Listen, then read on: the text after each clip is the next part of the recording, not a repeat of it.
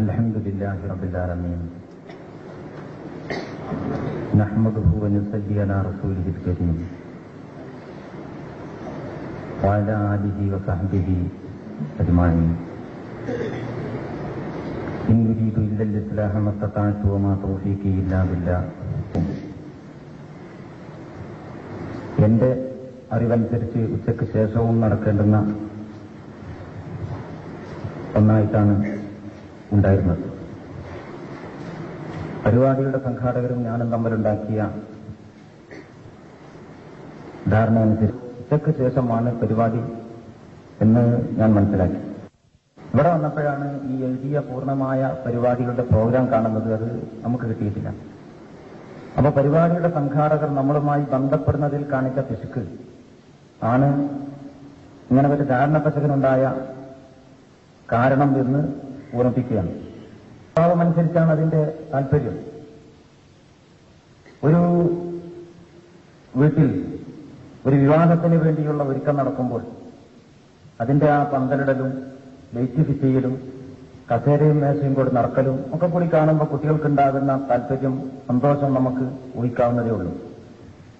എന്നാൽ അതേ സ്ഥാനത്ത് വീടിന്റെ അടിത്തറ ഉണ്ടാക്കുന്ന പണി, തറ കീറല്, കല്ലിടല്, കെട്ടിപ്പടുക്കല്, ഇതൊക്കെ കാണുമ്പോൾ കുട്ടികൾക്കുണ്ടാകുന്ന വിരസതയും നമുക്ക് ഊഹിക്കാവുന്നതാണ്. ഇവിടെ ഇപ്പോൾ നിർഭാഗ്യവശാൽ ഈ തറയുടെ പണിയാണ് നടക്കുന്നത്. അതൊരു കല്യാണക്കുറിയിൽ തന്നെ അനുഭൂതി ഉണ്ടാവുകയില്ല എന്നാണ് ആമുഖമായിട്ട് എനിക്ക് പറയുവാനുള്ളത്. മറ്റൊരു സംഗതി, നമ്മുടെ സമയം വളരെ പരിമിതമാണ്. ഈ പരിമിതമായ സമയം തന്നെ നമ്മോടുള്ള സഹതാപം കൊണ്ട് തന്നതാണ്. അതുകൊണ്ട് ഇനി അതിൽ വിശദീകരണങ്ങൾക്കോ മറ്റോ വകുപ്പില്ല. അതുകൊണ്ട് ഇതുപോലെയുള്ള ഒരു വലിയ വൈജ്ഞാനികമായ ഒരു വിഷയം എന്ന നിലയ്ക്ക് ഞാൻ നിങ്ങളുടെ മുമ്പിൽ അവതരിപ്പിക്കുവാൻ തുനിയുന്നത് അതിസാഹസികതയായി ധരിച്ചുകൊണ്ട് അതിന്റെ അത്യാവശ്യമായ ഒരു ഔട്ട്ലൈൻ മാത്രമാണ് ഞാനിവിടെ വെക്കുന്നത്. ഇതിനുശേഷം ഈ വിഷയ സംബന്ധമായ ഒരു ചർച്ചയ്ക്ക് ഇതുപോലുള്ള ഒരു സദസ്സ് തന്നെ ഫിറ്റല്ലാത്ത സ്ഥിതിക്ക് അതിൽ കൂടുതൽ താല്പര്യം കാണിക്കാതെയാണ് ഈ വിഷയം ഞാൻ അവതരിപ്പിക്കുന്നത്. ബാക്കി അന്വേഷണങ്ങളും പഠനങ്ങളും സ്വന്തമായി നിങ്ങൾ നടത്തണം എന്നാണ് ആമുഖം അവസാനിപ്പിച്ചുകൊണ്ട് പറയാൻ ആഗ്രഹിക്കുന്നത്. ഹാക്ക് എന്നതാണ് നമ്മുടെ ഇതിന്റെ കാര്യം. ചിലരെ സംബന്ധിച്ചിടത്തോളമെങ്കിലും ഇത് അത്ര പരിചയമില്ലാത്ത ഒരു പ്രയോഗമായിരിക്കാം. സംഗതിയിലേക്ക് വരുന്നതിന് മുമ്പ് ചില പ്രാഥമികമായ സംഗതികൾ നമ്മൾ മനസ്സിലാക്കേണ്ടതുണ്ട്. നേരത്തെ വെച്ച സംഗതികളെ തന്നെ ഒന്ന് തിരുത്തി മനസ്സിലാക്കണം എന്ന് ഞാൻ പറഞ്ഞപ്പോൾ ഉദ്ദേശിച്ചിട്ടുള്ളൂ. പുതിയ അറിവ് എന്ന നിലക്ക് പറയുകയല്ല. അത് നമ്മൾ പറയുമ്പോൾ സാധാരണ സ്വീകരിച്ച് വരാത്ത ഒരു ഘടനയിൽ സമീപിച്ചാൽ മാത്രമേ നമ്മുടെ വിഷയത്തിന്റെ അടിസ്ഥാനം നമുക്ക് മനസ്സിലാക്കുകയുള്ളൂ എന്നതുകൊണ്ടാണ് അങ്ങനെ പറയുന്നത്. അല്ലാഹുവിന്റെ നിയമങ്ങളെ രണ്ട് രീതിയിലുള്ള, രണ്ട് സ്വഭാവത്തിലുള്ള നിയമങ്ങളാക്കി നമുക്ക് തരംതിരിക്കാം. ഒന്ന് പ്രകൃതി നിയമങ്ങൾ അഥവാ പ്രാപഞ്ചിക നിയമങ്ങൾ, മറ്റൊന്ന് സാൻമാർഗിക നിയമങ്ങൾ. പ്രകൃതി നിയമങ്ങൾ എന്ന് പറയുന്നത് എന്തിനാണെന്ന് വിശദീകരണം കൂടാതെ നമുക്കറിയാം. നമ്മൾ ജീവിച്ചുകൊണ്ടിരിക്കുന്ന ഈ ലോകത്ത് ദൈനംദിന ജീവിതത്തിൽ നിത്യേന നമ്മൾ കണ്ടുകൊണ്ടിരിക്കുന്ന ഒരുപാട് കാര്യങ്ങളുണ്ട്. സൂര്യൻ ഉൾപ്പെടെ ഗോളങ്ങളുടെ സഞ്ചാരം, പിന്നീട് മഴ അടക്കമുള്ള പ്രകൃതിപരമായ അനുഗ്രഹങ്ങൾ, ആകാശത്ത് നിന്ന് മഴ വർഷിക്കുന്നത്, ഭൂമിയിൽ നിന്ന് സസ്യങ്ങൾ ഉണക്കുന്നത്, കാറ്റടിച്ച് വീശ് പരാഗണം ഉൾപ്പെടെ മനുഷ്യരുടെ ജനന മരണങ്ങളടക്കം, മനുഷ്യ ജീവിതത്തിലെ ശരീരത്തിലെ അവയവങ്ങളുടെ ഉപയോഗങ്ങൾ അടക്കം, ഇതൊക്കെയും നിയന്ത്രിച്ചിരിക്കുന്ന, പ്രവർത്തിച്ചുകൊണ്ടിരിക്കുന്നത് ഒരു കണിശമായ നിയമനിബന്ധനകൾക്ക് വിധേയമായിട്ടാണ് എന്ന് കാണാൻ സാധിക്കും. ഈ വിശാലമായ നിയമനിബന്ധനകളുടെ ഈ ലോകത്തെയാണ് നമ്മൾ പ്രാപഞ്ചിക നിയമങ്ങൾ എന്ന് പറയുന്നത്. പ്രകൃതി നിയമങ്ങൾ എന്നും ഇതിനെക്കുറിച്ച് തന്നെയാണ് പറയാറ്. ഇതിൽ നമുക്ക് കൈകടത്താനോ മാറ്റത്തിരുത്തലുകൾ വരുത്താനോ ഒരു നിലക്കും കഴിയാത്ത മനുഷ്യർക്ക് അതീതമായ ഒരു ലോകമാണ് അത്. പടച്ചവൻ നിയമം എന്ന് ഏതാണ്ടാം വർഷം വിശ്വസിക്കുന്നു. ഇതാണ് ഒരു തരം നിയമം. മറ്റൊന്ന് സാൻമാർഗിക നിയമങ്ങളാണ്. ഭൂമിയിൽ ജീവിച്ചുകൊണ്ടിരിക്കുന്ന മനുഷ്യന് കാലാകാലങ്ങളിൽ ആവശ്യമായ ജീവിതത്തിന് വേണ്ടുന്ന സാൻമാർഗിക നിയമനിബന്ധനകളുടെ അടിസ്ഥാനങ്ങൾ അല്ലാഹുവിൽ നിന്ന് മനുഷ്യർക്ക് വന്ന് ലഭിച്ചിട്ടുണ്ട്. ഇതിനാണ് നമ്മൾ സാമാന്യമായി ദീൻ എന്ന് പറയുന്നത്. അപ്പോൾ നമ്മുടെ മുമ്പിൽ രണ്ടു തരം നിയമം, ഒന്ന് പ്രകൃതി നിയമം, മറ്റൊന്ന് സാൻമാർഗിക നിയമം. നിയമങ്ങൾ അനുസരിക്കുക എന്നതിനാണ്, നിയമം കീഴടങ്ങുക, അനുസരിക്കുക എന്നതാണ് ഇസ്ലാം. അതുകൊണ്ട് തന്നെ നമ്മുടെ മുമ്പിൽ രണ്ടു തരം ഇസ്ലാമുണ്ട്. ഒന്നാമത്തത് ഈ പ്രാപഞ്ചികമായ ഇസ്ലാം. ഞാൻ അതിന്റെ എല്ലാ വിശദീകരണങ്ങളും ഒഴിവാക്കിയിട്ടാണ് പറയുന്നത്. ബാക്കി ഓരോരുത്തർക്കും സ്വയം കണ്ടെത്താവുന്നതാണ്. പ്രാപഞ്ചികമായ ഇസ്ലാം, അതായത് പ്രാപഞ്ചിക നിയമത്തിന് മനുഷ്യൻ കീഴ്പ്പെട്ടിരിക്കുന്നു. അതൊരു വിധേയമാകലാണ്, അതൊരു കീഴ്പ്പെടലാണ്, അതൊരു ഇസ്ലാമാണ്. അത് സ്വാതന്ത്ര്യമില്ല. ആകാശഭൂമികളിൽ കാണുന്ന പല സാധനങ്ങളും നിർബന്ധമായി അല്ലെങ്കിൽ സ്വമേധയായി വലഹു അസ്ലമ മൻ ഫിസ് സമാവാതി വൽ അർളി തൗഅൻ വകർഹൻ. ആകാശഭൂമികളിലുള്ള സകല സാധനങ്ങളും ഒന്നുകിൽ നിർബന്ധിതമായി അല്ലെങ്കിൽ സ്വമേധയാ അള്ളാഹുവിന് കീഴ്പ്പെട്ടിരിക്കുകയാണ് എന്ന് പരിശുദ്ധ ഖുർആൻ പറയുന്നു. അസ്ലമ യുസ്ലിമു ഇസ്ലാമൻ ഫഹുവ മുസ്ലിം. ഇതാണ് അതിന്റെ അറബി ഭാഷാപരമായ ഘടന. അപ്പോൾ കീഴ്പ്പെട്ടവൻ അവനാണ് മുസ്ലിം. ഈ അർത്ഥത്തിൽ സൂര്യൻ അള്ളാഹു ഒരു പാതയിലൂടെയാണ് സൂര്യൻ സഞ്ചരിക്കുന്നത്. ഈ സഞ്ചാരീതി നിശ്ചയിച്ചത് പടതമ്പുരാനാണെന്ന് നമ്മൾ അംഗീകരിക്കുന്നു. അംഗീകരിക്കുന്നവരുണ്ടെങ്കിലും അംഗീകരിച്ചാലും ഇല്ലെങ്കിലും സംഗതി അങ്ങനെ തന്നെയാണ്. അപ്പോൾ സൂര്യൻ ചിന്തിക്കാൻ കഴിയാത്ത ഒരു അജേത വസ്തു, ഗ്രഹോപഗ്രഹങ്ങളൊക്കെയും അതുപോലെ അവർക്ക് അള്ളാഹു നിശ്ചയം കൊടുത്ത പതയെ അവർ നിർബന്ധിതമായി കീഴടങ്ങി അനുസരിച്ചുകൊണ്ടിരിക്കുകയാണ്. മനുഷ്യന്റെ ശരീരത്തിന്റെ അവയവങ്ങളുടെ ഉപയോഗം, ജനനം, മരണം ഒക്കെയും ഈ പ്രാപഞ്ചികമായ ഈ നിർബന്ധിതമായ ഇസ്ലാമിന്റെ കീഴിലാണ്.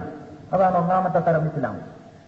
രണ്ടാമത്തേത് സ്വാതന്ത്ര്യമുള്ള, വേണമെങ്കിൽ സ്വീകരിക്കാവുന്ന അല്ലെങ്കിൽ തള്ളിക്കളയാവുന്ന ഒരു ഇസ്ലാം. അതാണ് നമ്മൾ സാൻമാർഗിക ജീവിത പദ്ധതി എന്ന നിലക്ക് പറഞ്ഞുകൊണ്ടിരിക്കുന്ന ദീനുൽ ഇസ്ലാം. ഇന്നദ്ദീന ഇൻദല്ലാഹിൽ ഇസ്ലാം. അള്ളാഹുവിങ്കൽ അദ്ദീൻ എന്നാൽ അൽ ഇസ്ലാമാകുന്നു. അള്ളാഹുവിൽ അദ്ദീൻ എന്ന് പറഞ്ഞാൽ അൽ ഇസ്ലാമാകുന്നു. ഈ അദ്ദീൻ എന്ത്, അൽ ഇസ്ലാം എന്ത് എന്നത് വേറെ വിശദീകരിക്കപ്പെടേണ്ടതാണ്. അതിപ്പോൾ നമ്മുടെ വിഷയമല്ലതുകൊണ്ട് ഞാൻ അതിലേക്ക് കിടക്കുന്നില്ല. ഈ സാൻമാർഗിക ഇസ്ലാം എന്ന് പറയുന്നതിൽ യാതൊരു നിർബന്ധവുമില്ല. ഒന്നുകൂടി വ്യക്തമാകാൻ വേണ്ടി പറഞ്ഞാൽ, കണ്ണ് മനുഷ്യ ശരീരത്തിലൊരു അവയവം. ഇതെപ്പോഴും നമ്മൾ പറയുന്നതാണ്, അതുകൊണ്ടാണ് കൂടുതൽ സ്വീകരിക്കാത്തത്. കണ്ണ് മനുഷ്യന്റെ ശരീരത്തിലൊരു അവയവം, അതുകൊണ്ട് കാണാനേ പറ്റൂ. ഇത് പ്രാപഞ്ചികമായ ഇസ്ലാമാണ്. ഇതിന് നമ്മളെല്ലാവരും കീഴടങ്ങണം. ദൈവനിഷേധി കണ്ണുകൊണ്ട് കാണാനേ പറ്റൂ, അത് മാറ്റാൻ പറ്റില്ല. യോഗം കൂടിയിട്ട് തീരുമാനം മാറ്റാൻ പറ്റില്ല. അതിന്റെ ഉപയോഗം ഇന്നതാക്കി മാറ്റാൻ തീരുമാനിച്ചു എന്ന് നമുക്ക് പ്രയോഗത്തിൽ വെച്ച് കഴിയില്ല. പക്ഷേ അതുകൊണ്ട് എന്തൊക്കെ കാണാം? നല്ലതും കാണാം, ചീത്തയും കാണാം. കണ്ണ് തന്നവൻ നമ്മോട് പറയുന്നു, ഞാൻ തന്ന കണ്ണ് അതുകൊണ്ട് നല്ലതേ കാണാവൂ. ഒന്നുകിൽ നിങ്ങൾക്കത് സ്വീകരിക്കാം, അല്ലെങ്കിൽ അത് തള്ളിക്കളയാം. സ്വീകരിച്ചവനാണ് കണ്ണിന്റെ ഉപയോഗത്തിൽ മുസ്ലിമായവൻ. അപ്പോൾ ഈ രീതി രണ്ടത്തിനും ചോയ്സുള്ള, സ്വാതന്ത്ര്യമുള്ള സാൻമാർഗിക ഇസ്ലാം ഒന്ന്, സ്വാതന്ത്ര്യമില്ലാത്ത പ്രകൃതിപരമായ ഇസ്ലാം ഒന്ന്. ഈ രണ്ട് നിയമങ്ങളെ മനസ്സിലാക്കുവാൻ, ഈ രണ്ടു തരം ഗ്രന്ഥങ്ങൾ, രണ്ടു തരം ഇസ്ലാമിനെ തിരിച്ചറിയുവാൻ നമ്മുടെ മുമ്പിൽ രണ്ടു തരം ഗ്രന്ഥങ്ങളുണ്ട്. ഒന്നാമത്തത് ഈ പ്രപഞ്ചമാകുന്ന ഗ്രന്ഥം. പരിശുദ്ധ ഖുർആനിന്റെ ഭാഷയിൽ ഈ പ്രപഞ്ചം സ്വയം സംസാരിച്ചുകൊണ്ടിരിക്കുന്ന ഒരു വലിയ ഗ്രന്ഥമാണ്. അതിലെ ഓരോ ദൃഷ്ടാന്തങ്ങളും ഓരോ സൂക്തങ്ങളാണ്. അങ്ങനെ ആ ഖുർആൻ പരിചയപ്പെടുത്തിയത്. ഇന്ന ഫീ ഖൽഖി സമാവാതി വൽ അർളി വഖ്തിലാഫിൽ ലൈലി വൻ നഹാരി ലആയാതിൻ ലിഉലിൽ അൽബാബ്. നിശ്ചയമായും ആകാശഭൂമികളുടെ സൃഷ്ടിപ്പിൽ രാപ്പകലുകൾ മാറി മാറി വരുന്നതിൽ ചിന്തിക്കുന്ന ജനങ്ങൾക്ക് ദൃഷ്ടാന്തങ്ങളുണ്ട്. അപ്പോൾ ഇവർ സ്വയം സാരിക്കുന്ന ഒരു വലിയ തുറന്നു വെക്കപ്പെട്ട ഒരു വലിയ ഒരു ഗ്രന്ഥം. അതിലെ ഓരോ ദൃഷ്ടാന്തവും സൂര്യൻ ഒരു സൂക്തമാണ്, ഒരായത്താണ്. അറബിയിൽ ആയെന്നാണ് പറയാം. അതിന്റെ ജമ്മു ബഹുവചനമാണ് ആയാത്ത്. ഖുർആൻ ആയത്തിനും ആയത്തും തന്നെ പറയല് സൂര്യനെ കുറിച്ചും ആയത്തുന്നാ പറയാം. അപ്പോൾ പറയുന്നത് ഈ പ്രപഞ്ചമാകുന്ന ഒരു ഗ്രന്ഥം. അതിലൊരുപാട് ദൃഷ്ടാന്തങ്ങളുണ്ട്. അത് വായിച്ചു പഠിക്കുവാൻ പ്രവാചകന്റെ സഹായം ഉണ്ടാവും. ബുദ്ധിയുള്ള, ചിന്തിക്കാൻ കഴിയുന്ന, സ്വതന്ത്രമായി കാര്യങ്ങൾ ഗ്രഹിക്കാൻ കഴിയുന്ന ഒരു മനുഷ്യൻ ഈ ഭൂമിയിൽ ജനിച്ചു വീണാൽ അവന് പക്വതയെത്തുമ്പോൾ, പ്രായപൂർത്തിയെത്തുമ്പോൾ, കാര്യഗ്രഹണ ശേഷി വരുമ്പോൾ അവനിങ്ങനെ നോക്കിയാൽ ഇവിടെ ഒരു ക്രമവും വ്യവസ്ഥയും ഉണ്ട് എന്ന് സ്വയം കണ്ടെത്താം. അങ്ങനെ ആർക്കും വായിക്കാവുന്ന ഒരു ഗ്രന്ഥം. അതാണ് ഒന്നാമത്തെ ഗ്രന്ഥം, പ്രപഞ്ചമാകുന്ന ഗ്രന്ഥം. ഈ പ്രപഞ്ചമാകുന്ന പ്രാപഞ്ചിക നിയമങ്ങളെയും ആ പ്രാപഞ്ചിക നിയമങ്ങളിലൂടെ പ്രപഞ്ചത്തിന്റെ നാഥനെയും മനുഷ്യന് സ്വയം കണ്ടെത്താം. അതുകൊണ്ട് അള്ളാഹു ഉണ്ട് എന്ന് പഠിപ്പിക്കുവാൻ പ്രവാചകന്മാർ വന്നിട്ടില്ല. അള്ളണ്ട് ഒരു നബി വരാം. നബി വന്നിട്ട് അള്ളാഹു ഉണ്ട് എന്നല്ല പറയുന്നത്. പ്രവാചകന്മാർ വന്നിട്ട് പറയുന്നത് ഉണ്ട് എന്ന് നിങ്ങൾ അംഗീകരിക്കുന്ന അള്ളാഹുവിനോട് നിങ്ങൾ സ്വീകരിക്കേണ്ടുന്ന സമീപനം ഇന്നതാണ്. ഇത് പഠിപ്പിക്കാനാണ് പ്രവാചകന്മാർ വന്നത്. അള്ളാഹു ഉണ്ട് എന്ന് പ്രവാചകന്മാർ പഠിപ്പിക്കേണ്ടി വന്നില്ല. എന്തുകൊണ്ട്? പ്രപഞ്ചമാകുന്നകത്തിലെ പ്രാപഞ്ചിക നിയമങ്ങൾ വായിച്ചപ്പോൾ പ്രാപഞ്ചിക നിയമനിർമ്മാതാവിനെ അവർ കണ്ടെത്തി. ഇങ്ങനെ കണ്ടെത്താൻ കഴിയുന്ന ഒരു ശുദ്ധപ്രകൃതിയോടുകൂടിയാണ് എല്ലാ മനുഷ്യരും ജനിക്കുന്നത് എന്നാണ് റസൂലുള്ളാഹി സ്വല്ലല്ലാഹു അലൈഹി വസല്ലം നമ്മെ പഠിപ്പിച്ചത്. കുല്ലു മൗലൂദിൻ യൂലദു അലൽ ഫിത്രത്തുല്ലാഹി അല്ലത്തി ഫതറന്നാസ അലൈഹാ. എല്ലാ കുട്ടികളും ജനിക്കുന്നത് ശുദ്ധപ്രകൃതിയോടുകൂടിയാണ്. ശുദ്ധപ്രകൃതിയോടുകൂടിയാണെന്നേ പറഞ്ഞുള്ളൂ. മുസ്ലിമായിട്ട് ജനിക്കുന്നു എന്ന് പറഞ്ഞില്ല. ശുദ്ധപ്രകൃതിയോടുകൂടി ജനിക്കുന്നു എന്ന് പറഞ്ഞാൽ അതിന്റെ അർത്ഥം മുസ്ലിമായിട്ട് ജനിക്കുന്നു എന്നല്ല, പിന്നെ കാഫിറും മുശ്രിക്കുമായിട്ട് ജനിക്കുന്നില്ല എന്ന്. എല്ലാ കുട്ടികളും ജനിച്ചത് ഒഴിഞ്ഞ ഒരു ശൂന്യമായ മനസ്സോടുകൂടിയാണ്. അത്തരം ഒരു കുഫറിന്റെയും ശിർക്കിന്റെയും മാലിന്യങ്ങളില്ലാത്ത ഒരു മനസ്സുമായിട്ട് ജനിച്ചു വളർന്ന ഒരു കുട്ടി പ്രായപൂർത്തിയെത്തി കാര്യഗ്രഹണ ശേഷി കൊണ്ട് ഈ പ്രപഞ്ചമാകുന്ന ഗ്രന്ഥത്തെക്കുറിച്ച് നോക്കിയാൽ അവന് മനസ്സിലായി ഇതിനൊരു ക്രമവും വ്യവസ്ഥയുമുണ്ട്. അവൻ ആ ക്രമത്തെയും വ്യവസ്ഥയെയും കുറിച്ച് ചിന്തിച്ചു. അങ്ങനെ ചിന്തിക്കാൻ ഖുർആൻ ഒരുപാട് തലത്ത് പ്രോത്സാഹിപ്പിച്ചിട്ടുണ്ട്. പഠന മനന ഗവേഷണങ്ങൾക്ക് ഖുർആൻ പ്രോത്സാഹിപ്പിച്ചു. അവർ ചിന്തിക്കുന്നില്ലേ, അവർ മനസ്സിലാക്കുന്നില്ലേ ഓരോന്നിനെ കുറിച്ച് ഇങ്ങനെ എടുത്തിട്ട്. അഫലാ യൻദുറൂന ഇലൽ ഇബ്ലി കൈഫ ഖുലിഖത് വഇല സമാഇ കൈഫ റുഫിഅത്. എന്നർത്ഥം ചുരുക്കത്തിൽ പരിശുദ്ധ ഖുർആനിൽ നിങ്ങൾക്ക് എമ്പാടും ആയത്തുകൾ അങ്ങനെ കാണാൻ സാധിക്കും. നിങ്ങൾ അതിനെക്കുറിച്ച് ചിന്തിക്കുന്നില്ലേ, ഇതിലേക്ക് നിങ്ങൾ നോക്കുന്നില്ലേ? നെളിർ എന്ന അറബിയിലെ വാക്ക് തന്നെ ഒരു ചിതാപരമായ നോട്ടമാണ്. വെറുതെ അങ്ങനെ പോത്തു നോക്കുമ്പോൾ നോക്കിയെന്ന് നെളിറെന്ന് പറയില്ല. അറബി ഭാഷയുടെ ഘടന ഒഫീഹി നഖുറൻ. ഫിഖിന്റെ ഗ്രന്ഥങ്ങളിൽ രണ്ടഭിപ്രായമുള്ള വിഷയങ്ങളെക്കുറിച്ച് പറയും. രണ്ടഭിപ്രായമുള്ള വിഷയങ്ങളെക്കുറിച്ച് പറയും നോട്ടം കൂടി. ഞാൻ ആ നോട്ടത്തിൽ തന്നെ ചിന്ത ഉൾക്കൊള്ളുന്നു എന്നതാണ് ഇസ്ലാമിന്റെ സങ്കല്പം. അപ്പൊ ഞാൻ പറഞ്ഞു വന്നത് പ്രപഞ്ചമാകുന്ന ഗ്രന്ഥത്തിലെ ദൃഷ്ടാന്തങ്ങളെക്കുറിച്ച് പഠിച്ചു. അതിലൂടെ പ്രപഞ്ചം മനസ്സിലാക്കി. പ്രപഞ്ചത്തിന്റെ നാഥനെ മനസ്സിലാക്കിയപ്പോൾ തന്നിൽ സഹജമായ ഒരു അന്വേഷണം. എന്താണ് അന്വേഷണം? ഈ നാഥനോട് ഞാൻ എന്ത് സമീപനം സ്വീകരിക്കണം? പ്രപഞ്ചമാകുന്ന ഗ്രന്ഥത്തിൽ തെറ്റുവീണ് അവിടെ വെച്ച് നടന്ന് പ്രാപഞ്ചിക നിയമങ്ങളെ പഠിച്ച് പ്രപഞ്ചനാഥനെ ഭയം കണ്ടെത്തിയ മനുഷ്യൻ ആ നാഥനോട് ഞാൻ എന്ത് സമീപനം സ്വീകരിക്കണം എന്ന ഒരു സ്വാഭാവികമായ ചോദ്യം, നൈസർഗികമായ ഒരു ചോദ്യം. ആ ചോദ്യത്തിനുള്ള മറുപടിയാണ് രണ്ടാമത്തെ ഗ്രന്ഥം. അതാണ് ശുദ്ധ ഖുർആൻ അല്ലെങ്കിൽ വേദഗ്രന്ഥങ്ങൾ. രണ്ടാമത്തെ തരം ഗ്രന്ഥങ്ങൾ അതാണ്. അതുകൊണ്ടായിരിക്കാം ഒരുപക്ഷെ ഖുർആൻ ആരംഭിച്ചത് എങ്ങനെയാണ്? ഖുർആനിലെ ഒന്നാമത്തെ അധ്യായം സൂറത്തുൽ ഫാത്തിഹ, രണ്ടാമത്തേത് സൂറത്തുൽ ബഖറ. അലിഫ് ലാം മീം. അതിന്റെ വിശദീകരണം വേറെ. അത് നമ്മുടെ വിഷയത്തിനായിട്ട് എങ്ങനെ നീട്ടിവെച്ചാലും ബന്ധപ്പെടാത്തതുകൊണ്ട് ഞാൻ അതിലേക്ക് കടക്കണില്ല. അപ്പോ അലിഫ് ലാം മീം ദാലിക്കൽ കിതാബു ലാ റൈബ ഫീഹി ഹുദൽ ലിൽ മുത്തഖീൻ. ഖുർആൻ തുടങ്ങാണ് ദാലിക്കൽ കിതാബു, ആ ഗ്രന്ഥം. ഇങ്ങനെ ഇതിന് അർത്ഥം പറയാൻ പറ്റുള്ളൂ. ദാലിക്കൽ കിതാബു, ആ ഗ്രന്ഥം. ഏത് ഗ്രന്ഥം? ഇങ്ങനെ ഉണ്ടോ ഒരു പറച്ചില്? ഒരു സംഗതി ആദ്യം ഒന്ന് ഗ്രന്ഥം എന്ന് പറഞ്ഞിട്ട് പിന്നെ അത് എന്ന് പറഞ്ഞാൽ നമുക്ക് തിരിയും. ഇത് തുടങ്ങുന്നത് തന്നെ ആ ഗ്രന്ഥം എന്നാണ്. എന്തുകൊണ്ട് അങ്ങനെ തുടങ്ങി? മനുഷ്യൻ ഖുർആനിന്റെ വീക്ഷണത്തിൽ ഒരു സ്വാഭാവികതയുണ്ട് ഇതിന്. പ്രപഞ്ചമാകുന്ന ഗ്രന്ഥം വായിച്ചപ്പോൾ പ്രാപഞ്ചിക നാഥനെ നിങ്ങൾ മനസ്സിലാക്കി.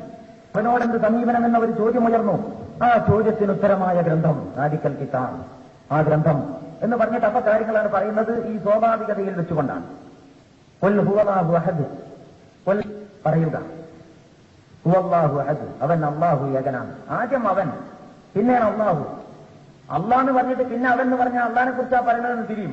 ഇത് തിരിച്ചാ പറയുന്നത്. അവൻ അല്ലാഹു ഏകനാണ്. ഏതാണ് ഈ അവൻ? പ്രാപഞ്ചിക നിയമങ്ങളിലൂടെ, പ്രപഞ്ചമാകുന്ന ഗ്രന്ഥത്തിൽ നിറഞ്ഞു നിൽക്കുന്ന പ്രാപഞ്ചിക നിയമങ്ങളിലൂടെ സ്വയം വായിച്ച് നിങ്ങൾ കണ്ടെത്തിയ ആ നാഥൻ, അവൻ അല്ലാഹുവാണ്. ആ നാഥന് കീഴടങ്ങലാണ് ഇവിടത്തെ ദീൻ. അതുകൊണ്ട് ഇന്നദ്ദീന ഇൻദല്ലാഹിൽ ഇസ്ലാം, അല്ലാഹുവിങ്കൽ ദീൻ എന്ന് പറഞ്ഞാൽ അൽ ഇസ്ലാമാണ്. അപ്പോൾ ആ ദീനിന്റെയും ഇസ്ലാമിന്റെ വിശദീകരണം നേരത്തെ പറഞ്ഞു. മുഖ്യമായ നമ്മുടെ വിഷയത്തിന്റെ കേന്ദ്ര ബിന്ദുവായിട്ട് ബന്ധമില്ലാത്തതുകൊണ്ട് ഞാനത് വിടുകയാണ് കുറഞ്ഞ സമയത്ത്. അപ്പൊ പറഞ്ഞു വന്നത് രണ്ട് നിയമം, രണ്ട് ഗ്രന്ഥം, രണ്ട് ഇസ്ലാം. ഇതിൽ പ്രാപഞ്ചിക നിയമം റസൂലുള്ളാഹി സ്വല്ലല്ലാഹു അലൈഹി വസല്ലം വന്ന് പഠിപ്പിക്കേണ്ടതില്ല. കൂട്ടത്തിൽ പ്രവാചകന്മാർ പറയും ആകാശത്തെ അള്ളയാണ് നിയന്ത്രിക്കുന്നത്, മഴ വർഷിക്കുന്നത് അവനാണ്. അത് പറയുന്നത് ഒരു ഇൽമായിട്ടല്ല, ഒരു അറിവിന് വേണ്ടി പറയല്ല. റസൂൽ ജനങ്ങളെ നിങ്ങൾ അള്ളാഹുവിനെ സൂക്ഷിക്കണം, മഴ വർഷിപ്പിക്കുന്നത് അള്ളാഹുവാണ് എന്ന് പറയുന്നത് രണ്ട് ഇൽമ്. ഒന്ന് അള്ളാഹുണ്ട്, പിന്നെ മഴ വർഷിക്കുന്നത് അവനാണ്. ഈ രീതിയിലല്ല പറയുന്നത്.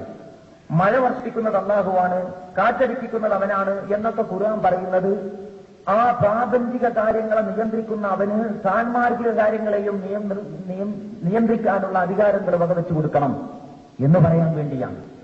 അപ്പോൾ ദീൻ എന്ന് പറയുന്നത് എന്തിന്? ദുനിയാവ് എന്ന് പറയുന്നത്. ഇത് രണ്ടും മനസ്സിലാക്കിയാൽ നമ്മുടെ വിഷയത്തിന്റെ ബാക്കി കാര്യങ്ങൾ നമുക്ക് ലളിതമായിട്ട് ഉൾക്കൊള്ളാൻ കഴിയും. അള്ളാഹുവിന്റെ പ്രാപഞ്ചിക നിയമം അതുമായിട്ട് ബന്ധപ്പെട്ട് നിൽക്കുന്ന കാര്യങ്ങളും ഉൾക്കൊള്ളുന്നതിനെയാണ് ദുനിയാവ് എന്ന് പറയുന്നത്, അഥവാ ഈ ലോകം. അള്ളാഹുവിന്റെ സാൻമാർഗിക നിയമവും അതുമായിട്ട് ബന്ധപ്പെട്ട് നിൽക്കുന്ന വിശദാംശങ്ങളെയുമാണ് ദീന് എന്ന് പറയുന്നത്. അഥവാ അള്ളാഹുവിന്റെ സാൻമാർഗിക നിയമം. പ്രവാചകന്മാർ വന്നിട്ടുള്ളത് ഈ ദുനിയാ കാര്യങ്ങൾ നമ്മെ പഠിപ്പിക്കുവാനല്ല, ദീനിന്റെ കാര്യങ്ങൾ പഠിപ്പിക്കുവാനാണ്. അപ്പോൾ ദീനും ദുനിയാവും രണ്ട് എന്ന അതിനെക്കുറിച്ച് ആലോചിക്കാം. എന്തൊക്കെയാണ് ദീൻ? ദീൻ എന്ന് പറയുന്നത് എന്തിന് എന്ന് നേരത്തെ പറഞ്ഞു. കാലഘട്ടങ്ങൾക്കതീതമായി, കാലങ്ങൾ ഇങ്ങനെ മാറും, കാലവ്യത്യാസങ്ങൾക്കും ദേശഭേദങ്ങൾക്കും അതീതമായി മനുഷ്യ സമൂഹത്തിന് സ്വീകരിക്കാവുന്ന സാൻമാർഗിക നിയമത്തിന്റെ അടിസ്ഥാനങ്ങൾ, അതാണ് ദീൻ. പ്രവാചകൻ മക്കയിൽ ജീവിക്കുമ്പോണ്ടായിരുന്ന കാലാവസ്ഥയല്ല, കാലഘട്ടമല്ല ഇന്നിവിടെ. കാലം മാറി, പരിഷ്കരണങ്ങൾ ഒരുപാട് വന്നു, ഒരുപാട് മാറ്റങ്ങൾ സംഭവിച്ചു. പക്ഷെ ദീൻ അന്നും ഇന്നും ഒന്നായിട്ട് നമ്മൾ സ്വീകരിച്ചിരിക്കുന്നു. എന്തുകൊണ്ട് അന്നത്തെ ദീൻ ഇന്നത്തേക്ക് ശിക്ഷാകുന്ന അടിസ്ഥാനം നമുക്ക് തന്നുള്ളൂ എന്നതുകൊണ്ടാണ്. അപ്പോൾ ഞാൻ പറയുന്നത് ദീനീ വിഷയങ്ങളെക്കുറിച്ച് നിങ്ങൾ ചിന്തിക്കുക. ദീനം ദുനിയാവും തമ്മിലുള്ള ബന്ധം ചെയ്യാൻ വേണ്ടിയിട്ടായി പറയുന്നത്. ദീനീ വിഷയങ്ങളെക്കുറിച്ച് നിങ്ങൾ ചിന്തിക്കുക. നമുക്കൊരു ധാരണയുണ്ട്, എവിടുന്നോ വന്നു ചേർന്ന ഒരു ധാരണ. അതെന്താണെന്ന് ചോദിച്ചാൽ ദീൻ എന്ന് പറഞ്ഞ ഒരു മേഖല, അത് പഠിപ്പിക്കാനാണ് റസൂൽ പ്രവാചകന്മാർ വന്നത്. ദുനിയാവ് എന്ന് പറഞ്ഞ ഒരു സംഗതി അത് നമുക്കാണ് ഏറ്റവും നന്നായിട്ടറിയാം. അതുകൊണ്ട് ആ മേഖലയിൽ ഇസ്ലാമൊന്നും പറഞ്ഞിട്ടില്ല, നമുക്കം പോലെ അതാണ്. അപ്പോ ഈ മതപരമായ രംഗത്ത് അള്ളാഹുവിന്റെ നിയമങ്ങളെ പാലിക്കേണ്ടതുള്ളൂ. ബാക്കി മേഖല നമ്മൾക്കാണ് ഏറ്റവും നന്നായിട്ട് അറിയില്ല. ഇതാണ് നമ്മളിൽ വന്നു ചേർന്നിട്ടുള്ള ഒരു തെറ്റായ ധാരണ. ഈ ധാരണ ഇസ്ലാമിന്റെ വീക്ഷണത്തിൽ ഒരടിസ്ഥാനവുമില്ല എന്നല്ല, അത് കുഫറും ശിർക്കും കൂടിക്കലരാവുന്ന ചിന്താഗതി കൂടിയാണ്. അതുകൊണ്ട് ഈ വ്യത്യാസം നമ്മൾ തിരിയേണ്ടത്, നമുക്കറിയേണ്ടതുണ്ട്. ദീൻ എന്ന് പറയുന്നത് എന്തിനാണ്? ദീനീ കാര്യങ്ങളെടുത്ത് നിങ്ങൾ ചിന്തിച്ചു നോക്കൂ. നമ്മൊരു ദീനീ കർമ്മമാണ്, തർക്കമില്ല. മുസ്ലിം സമൂഹത്തിന്റെ ഉള്ളിൽ നമസ്കാരം ദീനീ കർമ്മമാണ് എന്ന കാര്യത്തിൽ തർക്കമില്ല. ത്തിന്റെ ബാക്കി വിഷയങ്ങളിലൊക്കെ രണ്ടഭിപ്രായമുണ്ടെങ്കിലും അത് ദീനിയായ ഒരു കർമ്മമാണ്. അപ്പോ നമസ്കാരവുമായി ബന്ധപ്പെട്ട എല്ലാ കാര്യങ്ങളും പ്രവാചകന്മാർ നമ്മെ പഠിപ്പിച്ചിട്ടുണ്ട്. ഞാനിങ്ങനെ നമസ്കരിക്കുന്നവനായിട്ട് എന്നെ നിങ്ങൾ എങ്ങനെ കണ്ടുപോ അതുപോലെ നിങ്ങൾ നമസ്കരിക്കുക. നിങ്ങൾക്ക് തോന്നിയ പോലെ പറ്റില്ല. നമസ്കാരം ദീനീ കർമ്മമാണ്. എന്നാൽ പിന്നെ നമസ്കാരവുമായി ബന്ധപ്പെട്ട എല്ലാ കാര്യങ്ങളും പഠിപ്പിച്ചിട്ടില്ല. പഠിപ്പിച്ചിട്ടുണ്ട്, പഠിപ്പിക്കേണ്ടതൊക്കെയും. പക്ഷെ ഒരു മേഖല നമുക്ക് വിട്ടു തന്നിരിക്കുകയാണ്. ഉദാഹരണത്തിന് നമസ്കാരത്തിന് ഒതു ചെയ്യണം. നമ്മളിപ്പോ ഒതു ചെയ്യാൻ വേണ്ടിയിട്ട് പള്ളിയുടെ മുമ്പിൽ ഉണ്ടാക്കിയ ഹൗസ്, ടാപ്പുകൾ, മറ്റു സൗകര്യങ്ങൾ റസൂലുള്ളാഹിന്റെ കാലത്ത് ഇതൊന്നുമില്ല. ഒതു എങ്ങനെയാ ചെയ്യേണ്ടത്? അത് പ്രവാചകൻ പഠിപ്പിച്ചു. മുഖം കഴുകണം, കൈ കഴുകണം, അങ്ങനെ കഴുകേണ്ടതും ചെയ്യേണ്ടതൊക്കെ പഠിപ്പിച്ചു. പക്ഷേ അതിന് സ്വീകരിക്കാവുന്ന വെള്ളം സംഭരിക്കേണ്ടുന്ന ഈ രീതി അതിനെക്കുറിച്ച് പറഞ്ഞില്ല. കാരണം അത് ഒതു ചെയ്യലിന്റെ ദുനിയാവിന്റെ കാര്യമാണ്. അത് റസൂലുള്ളാഹിക്ക് പഠിപ്പിക്കാൻ കഴിയില്ല. മദീനയുടെയോ മക്കയുടെയോ കാലാവസ്ഥയും കാര്യങ്ങളും ഇവിടത്തെ കാലവും, അതുകൊണ്ട് അത് പഠിപ്പിച്ചാൽ നമ്മൾ കുടുങ്ങും. അങ്ങനെ അതുകൊണ്ട് പഠിപ്പിച്ചില്ല. ഒതു ചെയ്യലിന്റെ ദീന് പഠിപ്പിച്ചു. അതുമായി ബന്ധപ്പെടുന്ന ദുനിയാവിന്റെ പ്രാപഞ്ചിക നിയമവുമായി ബന്ധപ്പെട്ട വശങ്ങൾ നമുക്ക് വിട്ടുതന്നു. ഒതുവിന്റെ കാര്യം കൊണ്ട് നമസ്കാരം, അതിലെ നിസ്കാരത്തിലേക്ക് ആളുകൾ പള്ളിയിലേക്ക് വരണം. അപ്പൊ ബാങ്ക് കൊടുക്കണം. ബാങ്ക് കേട്ടിട്ടാണ് പള്ളിയിലേക്ക് വരേണ്ടത്. ബാങ്ക് ഒരുപാട് ആളുകളെ കേൾപ്പിക്കണം. എന്താ രീതി? നമ്മളൊരു കുന്നിന്റെ മുകളിൽ കയറി നിന്നിട്ട് ബാങ്ക് കൊടുക്കാറാണോ? അല്ല, നമ്മൾ പള്ളിയിൽ വെച്ചിട്ട് മൈക്ക് ഉപയോഗിച്ചിട്ട് ബാങ്ക് കൊടുക്കും. റസൂലുള്ളാഹി സ്വല്ലല്ലാഹു അലൈഹി വസല്ലമയുടെ കാലത്ത് അവരുടെ നാട്ടിൽ ഉയർന്ന സ്ഥലത്ത് നിന്നിട്ട് ബാങ്ക് കൊടുക്കലാണ്. ഇപ്പോഴാണ് ബാങ്ക് കൊടുക്കുമ്പോൾ 3 സൈഡിലേക്ക് തിരിച്ചിലൊക്കെ ഉണ്ടായത്. ഇപ്പോഴും മൈക്ക് മുമ്പിൽ വെച്ചിട്ട് മിക്ക സമയത്തും ഈ സൈഡിക്കോ അപ്പുറത്തൊക്കെ തിരിഞ്ഞെന്നാൽ ആ അന്ന് തിരിഞ്ഞതിന്റെ ഉദ്ദേശം എന്തോ അതൊന്നും നടക്കൂല. ഞാൻ പറയുന്നത് കാലോചിതമായി കാര്യങ്ങളെ മനസ്സിലാക്കുന്നതിൽ പോലും മാറ്റൽ വേണ്ടി വരുമെന്നതാണ്. ഇപ്പൊ അങ്ങനെ തിരിക്കുകയാണെങ്കിൽ തിരിക്കേണ്ടത് മൈക്കിന്റെ ഓണാണ്. 4 സൈഡിലും കേൾക്കുള്ളൂ. നീ ഓണം തിരിക്കണം എന്ന് പറയല്ല, ഞാൻ അഭിപ്രായം പറഞ്ഞതാണ്. അപ്പൊ സംഭവം ഇങ്ങനെ ഒരു വശം ഇതിനുണ്ട്. റസൂലുള്ളാഹി സ്വല്ലല്ലാഹു അലൈഹി വസല്ലം നമസ്കാര ബാങ്കിന്റെ ദീന് പഠിപ്പിച്ചു. ഇന്ന ലഫ്ളുകളാണ് ആളുകളെ കേൾപ്പിക്കേണ്ടത്. നിങ്ങൾക്ക് തോന്നിയത് വിളിച്ചു പറഞ്ഞാൽ പറ്റില്ല. അത് വളരെ നിർമ്മിതമാണ്. അത് തന്നെ കേൾപ്പിക്കണം. അത് കേൾപ്പിക്കാൻ എന്ത് രീതി സ്വീകരിക്കാം? നിങ്ങൾക്ക് വേണമെങ്കിൽ കെട്ടിടത്തിന്റെ മുകളിൽ കയറി നിന്നിട്ട് ബാങ്ക് കൊടുക്കാം. അല്ലെങ്കിൽ നിങ്ങൾക്ക് ഇത്ര ദൂരത്തെ ആളുകളെ നിശ്ചയിച്ചിട്ട് അവരൊക്കെ ബാങ്ക് കൊടുക്കാം. അവരൊക്കെ കൂട്ട ബാങ്ക്. അല്ലെങ്കിൽ നിങ്ങൾക്ക് മൈക്ക് ഉപയോഗിക്കാം. അത് നിങ്ങളുടെ ദുനിയാവിന്റെ കാര്യമാണ്. അതിന്റെ കാലങ്ങൾ മാറുന്നതിനനുസരിച്ച് കേൾപ്പിക്കുന്നതിന്റെ രീതി മാറും. അതുകൊണ്ടാണല്ലോ മൈക്ക് ഉണ്ടായപ്പോൾ നമ്മുടെ സമുദായത്തിന്റെ ഉള്ളിൽ 2 അഭിപ്രായം ഉണ്ടായി. ഒരു സംഘടന ഉണ്ടായി, കേരളത്തിൽ മൈക്ക് ഉപയോഗിക്കാൻ പാടില്ല. മൈക്ക് ഉപയോഗിച്ചിട്ട് മൈക്കിൽ ഖുത്ബ പറഞ്ഞാൽ കേൾക്കുന്നത് ഹതീബിന്റെ ശബ്ദമല്ല, മൈക്കിന്റെ ശബ്ദമാണ്. 40 ആളുകളെ മൈക്കിന്റെ ശബ്ദം കേൾപ്പിക്കണം. അതുകൊണ്ട് മൈക്ക് ഉപയോഗിച്ച് ഖുത്ബ പറഞ്ഞാൽ ശരിയാവില്ല. സംഗതി എന്താണെന്ന് ചോദിച്ചാൽ മൈക്ക് വേണ്ട എന്ന് പറയുന്ന ഈ സംഘടനയ്ക്ക് മൈക്ക് വേണ്ട എന്ന് പറയണമെങ്കിലും മൈക്ക് വേണ്ടി വന്നു എന്നതുകൊണ്ട് ആ പാർട്ടി പൊളിഞ്ഞു എന്നുള്ളതാണ് സംഗതി. കോഴിക്കോട് ജില്ലയിൽ ഇപ്പോഴും കാണാം അങ്ങനെ ഒരു ഗ്രൂപ്പ്. കുറച്ച സ്ഥലത്ത് ഒരു പള്ളിയുണ്ട്, അവർക്ക് 3 തട്ടിൽ അവിടെ മൈക്കില്ല. ഇവിടുന്ന് അടിയുന്ന ഇമാമ്, വലിയ പള്ളി, നദാപുരം പള്ളി നിങ്ങൾ കേട്ടിരിക്കും. നാദാപുരം മസ്ജിദ് എന്ന് പറയുന്ന പഴയ മറ്റേ മാപ്പിളപ്പാട്ടിലൊക്കെ കേട്ടിട്ടുള്ള ആ പള്ളിയിൽ ഈ ഗ്രൂപ്പിന്റെ കയ്യിൽ ആ പള്ളി അടിയിൽ ബാങ്ക് കൊടുക്കും. പിന്നെ ഇമാമ് അള്ളാഹു അക്ബർ പറഞ്ഞ രണ്ടാമത്തെ തട്ടിൽ വേറെ അള്ളാഹു അക്ബർ, മൂന്നാം തട്ടില് അള്ളാഹു അക്ബർ എത്തുമ്പോഴേക്ക് ഇമാമ് അവർക്ക് കഴിഞ്ഞിട്ട് വേറെ പരിപാടിയിലേക്കുണ്ടാവും. അപ്പൊ ഞാൻ പറയുന്നത് ഇങ്ങനെയൊക്കെ നമ്മുടെ സമുദായം എത്തിയതുകൊണ്ടാണ് ഇത് ദുനിയാക്കാരിയാണ്. അഭിപ്രായ വ്യത്യാസം ഉണ്ടായി. അപ്പൊ ബാങ്ക് ഇന്ന ലഫ്ദ് ആളുകളെ കേൾപ്പിക്കണം, അത് ദീനാണ്. അതെങ്ങനെ ഏത് രീതി സ്വീകരിക്കാം? അത് ദുനിയാവാണ്. അപ്പൊ നമുക്ക് ബാങ്കിൽ ഒതു ഉണ്ടാക്കുന്നതിൽ ദുനിയാവിന്റെ ഒരു വശമുണ്ട്, ബാങ്ക് കൊടുക്കുന്നതിൽ ഒതുവിന്റെ ഒരു വശമുണ്ട്. ഇതിനേക്കാളും വ്യക്തമാകുന്ന കാര്യമാണ് ഈ തഹജ്ജുദ് നിസ്കാരം, അല്ലെങ്കിൽ വേണ്ട പള്ളി നിർമ്മാണം. പള്ളി നിർമ്മാണം ദീനീ സംരംഭമാണ്. പള്ളി നിർമ്മിക്കുക, അള്ളാന്റെ പള്ളി ഭവനം, അതിനെക്കുറിച്ചൊക്കെ ഹദീസിലും ഖുർആനിലും ഒരുപാട് പറഞ്ഞിട്ടുണ്ട്, അതിന്റെ പ്രാധാന്യത്തെക്കുറിച്ച്. എന്നാൽ പിന്നെ റസൂലുള്ള നിർമ്മിച്ച അതേ മാതിരിയാണോ നമ്മുടെ പള്ളി? ഒരിക്കലുമല്ല. റസൂലുള്ളാന്റെ പള്ളി ഈ ഈത്തപ്പന തണ്ടുകൾ നാട്ടി നിർത്തി ഈത്തപ്പന ഓലകൾ കൊണ്ട് കെട്ടിയുണ്ടാക്കി അവർ ഓല ഷെഡ്, അതാണ് റസൂലുള്ളാന്റെ പള്ളി. അത് ദീനല്ലേ പള്ളി നിർമ്മാണം? റസൂലുള്ള പഠിപ്പിച്ചതനുസരിച്ച് തന്നെ പള്ളി ഉണ്ടാക്കുകയായിരുന്നെങ്കിൽ നമ്മളിപ്പോ കുടുങ്ങി പോകും, ഈ ഈത്തപ്പനപ്പട്ടയെ അന്വേഷിച്ച് നടന്നിട്ട്. പക്ഷേ പള്ളി ഉണ്ടാക്കലിന്റെ ദീൻ അതല്ല. പള്ളി നിർമ്മാണത്തിന്റെ ദീന് കിബില ഇന്ന രീതിയിലാകണം. തോന്നിയ മാതിരി ഒരു കെട്ടിടമുണ്ടാക്കിയ പോരാ. പള്ളിക്ക് കിബിലയാണ് പ്രശ്നം, അതാണ് അതിന്റെ ദീൻ. അതുകൊണ്ട് കിബില കഅബയുടെയാകണം, ഇതാണ് അതിന്റെ ദീൻ. അത് റസൂലുള്ള പഠിപ്പിച്ചു. അന്നും ഇന്നും എന്നും ആ കിബില അങ്ങനെ തന്നെയാകണം. പക്ഷേ കിബില അത് അംഗീകരിച്ചുകൊണ്ട് നിങ്ങൾക്ക് വേണമെങ്കിൽ ഓല ഷെഡ് കെട്ടാം, കിബില അങ്ങനെ അംഗീകരിച്ചുകൊണ്ട് നിങ്ങൾക്ക് വേണമെങ്കിൽ ഇതുപോലെയുള്ള കെട്ടിടങ്ങൾ ഉണ്ടാക്കാം, മാർക്കിന്റെ ബിൽഡിങ്ങുകളാകാം, മോരിട്ടതാകാം, എന്തുമാകാം. ഒരു സ്ഥലം വെറുതെ നിശ്ചയിച്ചു, ഇതാണ് ഞങ്ങളുടെ പള്ളി, നേരെ ഒരു കെട്ടിടവുമില്ല. കിബില ഈ പറഞ്ഞതുപോലെ എങ്കിലതും പള്ളിയാണ്. പള്ളിയെ ബഹുമാനിക്കുന്നത് പോലെ ആ സ്ഥലത്തെ ബഹുമാനിക്കേണ്ടി വരും. ഒക്കെ ഇതുപോലെയാണ് ഞാൻ പറയുന്നത്. പള്ളി നിർമ്മാണത്തിന്റെ ദീന് റസൂലുള്ള പഠിപ്പിച്ചു, ദുനിയാവ് നമുക്ക് വിട്ടുതന്നു. അപ്പോ റസൂലുള്ളാന്റെ പള്ളി പോലെയല്ല നമ്മുടെ പള്ളി. പക്ഷേ പള്ളിക്ക് വേണ്ടി നമ്മൾ തീരുമാനിച്ചിട്ട്, പള്ളി നിർമ്മാണത്തിന് തീരുമാനിച്ചിട്ട് വേണ്ടിവരുന്ന വിഭവങ്ങൾ ശേഖരിക്കുമ്പോൾ അതൊക്കെ ദീനാണ്. റസൂലിന്റെ കാലത്ത് പള്ളിക്ക് സാധനം ശേഖരിക്കാൻ വേണ്ടി വഴങ്ങു വെച്ചു എന്ന് സങ്കല്പിക്കാം. ഇന്നിപ്പോ ആളുകളുടെ കാശിന്ന് പോക്കറ്റിൽ നിന്ന് കാശ് ഇങ്ങോട്ട് ഇറങ്ങണമെങ്കിൽ ഒരു വശത്ത് ദീനിനെ ഇങ്ങനെ വിൽക്കണം. പണ്ട് കാലത്ത് ഈ പ്രയാസമൊന്നും ഉണ്ടായിരുന്നില്ല. ഇന്നത്തെ നമ്മുടെ കൗമിന്റെ മാതിരി റസൂലുള്ളാന്റെ കാലത്ത് പള്ളി നിർമ്മാണത്തിന് ധനം ശേഖരിക്കാൻ വേണ്ടിയിട്ട് വഴങ്ങു വെച്ചിട്ടുണ്ടെങ്കിൽ റസൂലുള്ള പറയും, നമ്മുടെ ഈ ദീനീ സംരംഭത്തിന് വേണ്ടിയിട്ട് എല്ലാവരും ഈത്തപ്പനപ്പട്ടയും ഈത്തപ്പന തണ്ടും മോലിയും ഒക്കെ സംഭാവന ചെയ്യണം. അന്നതാ ദീന്. ഇന്നൊരു ചാക്ക സിമന്റ്, ഇത്രയുടെ കൂടി കല്ല്, മണല്, കമ്പി. എന്നിട്ട് അതുകൊണ്ട് ദീനല്ലാന്ന് നമ്മൾ പറയുന്നില്ല. ഞാനിത് വെച്ചിട്ട് പറയുന്നത് എന്താണെന്ന് ചോദിച്ചാൽ, ദീനീയായ ഒരടിസ്ഥാന തത്വത്തെ സാക്ഷാത്കരിക്കുന്നതിന് വേണ്ടി, പ്രയോഗവൽക്കരിക്കുന്നതിന് വേണ്ടി കാലാകാലങ്ങളിൽ കൂടിയാലോചിച്ച് കണ്ടെത്തുന്ന കാര്യങ്ങളും ദീനീ പ്രാബല്യമുള്ളതാണ്. അന്ന് ദീനീ പ്രാബല്യമുണ്ടായി ഈത്തപ്പനപ്പട്ടക്ക്, ഇന്ന് ദീനീ പ്രാബല്യമുണ്ടാകുന്നു സിമന്റിന്റെ ചാക്കിന്. എന്തുകൊണ്ട്? കിബില ഇന്ന രീതിയിലാകണം എന്ന അടിസ്ഥാനം അംഗീകരിച്ചുകൊണ്ട് അതിന്റെ പ്രയോഗവൽക്കരണത്തിന് വേണ്ടി കൂടിയാലോചിച്ച് നമ്മൾ കണ്ടെത്തിയതാണ്. അതിലാണ് കൂടിയാലോചന. അംറുഹും ശൂറാ ബൈനഹും വശാവിറുഹും ഫിൽ അംർ എന്നൊക്കെ പറഞ്ഞത് 5 നേരത്തെ സംസ്കാരം കൂടിയാലോചിച്ചിട്ട് 3ആക്കാനല്ല. കൂടിയാലോചന ഈ വക കാര്യത്തിലാണ്. അപ്പോ ഏത് മേഖലയിലും ഒരു അടിസ്ഥാനം അല്ലാഹുവിൽ നിന്ന് കിട്ടിയോ ആ അടിസ്ഥാനത്തിന്റെ പ്രയോഗവൽക്കരണത്തിന് വേണ്ടി കൂടിയാലോചിച്ച് കണ്ടെത്തുന്ന രീതി ദീനീ പ്രാബല്യമുള്ളതാണ്. മാസം കാണണം, മാസം കണ്ടാലേ നോമ്പ് പിടിക്കാൻ പാടുള്ളൂ, അല്ലെങ്കിൽ 30 തകയണം. മാസം കണ്ടാൽ നോമ്പ് മുറിക്കണം, മാസം കണ്ടാൽ നോമ്പ് പിടിക്കണം. മാസം കണ്ടു എന്നിങ്ങനെ അറിയും? കണ്ടാൽ ആളുകൾ എങ്ങനെ അറിയിക്കും? അതിന് നിങ്ങൾക്ക് വേണമെങ്കിൽ കാവ്യമാരെ നിശ്ചയിക്കാം, അതിന് നിങ്ങൾക്ക് വേണമെങ്കിൽ കമ്മിറ്റികൾ ഉണ്ടാക്കാം. അങ്ങനെ അതിന് വേണ്ടിയിട്ട് കമ്മിറ്റി ഉണ്ടായത്, ഹിലാരി കമ്മിറ്റി പോലുള്ള കമ്മിറ്റികൾ, അല്ലെങ്കിൽ ഹിജറ കമ്മിറ്റി, ഹിലാരി കമ്മിറ്റി. അപ്പോ മാസം കണ്ടിട്ട് നോമ്പ് പിടിക്കുക എന്നതാണ് നോമ്പിന്റെ ദീൻ. നോമ്പ് പിടിക്കാൻ ആരംഭിക്കുന്നതുമായി ബന്ധപ്പെട്ട ദീനിന്റെ നിയമം അതാണ്.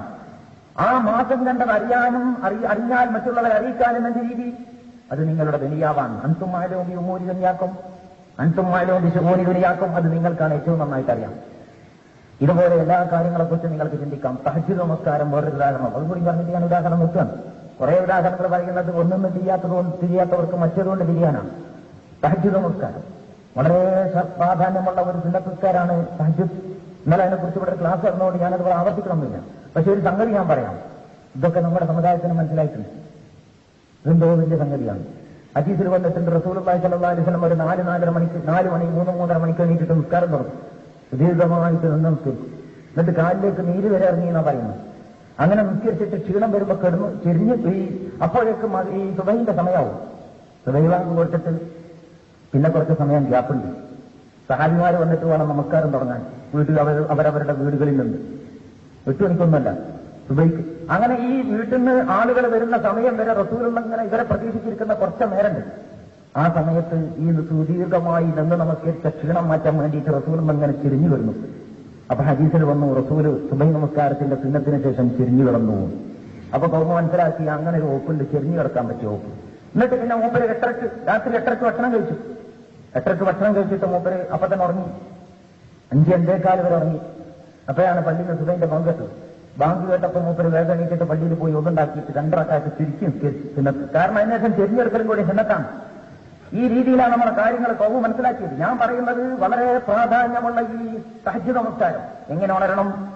ഉണർന്നിട്ട് നമസ്കരിക്കേണ്ടത് രാത്രി വിശ്വാസ്കരിച്ച് കിടന്നു ഉറങ്ങിയിട്ട് പിന്നെ ഉണർന്നിട്ട് നമസ്കരിക്കേണ്ടത് എങ്ങനെ ഉണരണം? റസൂലൊന്നും പഠിപ്പിച്ചിട്ടില്ല. നിങ്ങൾക്ക് വേണമെങ്കിൽ വിളിക്കാൻ ആളേൽപ്പിക്കാം, ഇന്നലെ വിളിച്ച മാതിരിയുള്ളത് വിളി. അല്ലെങ്കിൽ നിങ്ങൾക്ക് വേണമെങ്കിൽ ടൈമിൽ വാങ്ങിയിട്ട് അലാറം വെക്കാം, അപ്പൊ അതടിക്കും. ആ വെച്ച് വെച്ചിട്ട് നിങ്ങൾക്ക് ഉണരാം. അത് നിങ്ങളുടെ ദുനിയാവാണ്. എങ്ങനെ ഉണരണം തഹജ്ജുദ് നമസ്കാരത്തിന് എന്നത് തഹജ്ജുദ് നമസ്കാരത്തിന്റെ ദുനിയാവാണ്. അത് റസൂലുള്ളാഹിക്ക് പഠിപ്പിക്കാൻ കഴിയില്ല. റസൂലുള്ള പഠിപ്പിച്ചു തഹജ്ജുദ് നമസ്കാരത്തിന്റെ ദീൻ. അതെന്താണ്? നിസ്കരിക്കുമ്പോൾ രീതിയിലാകണം, സൗകര്യം പോലെ പറ്റില്ല.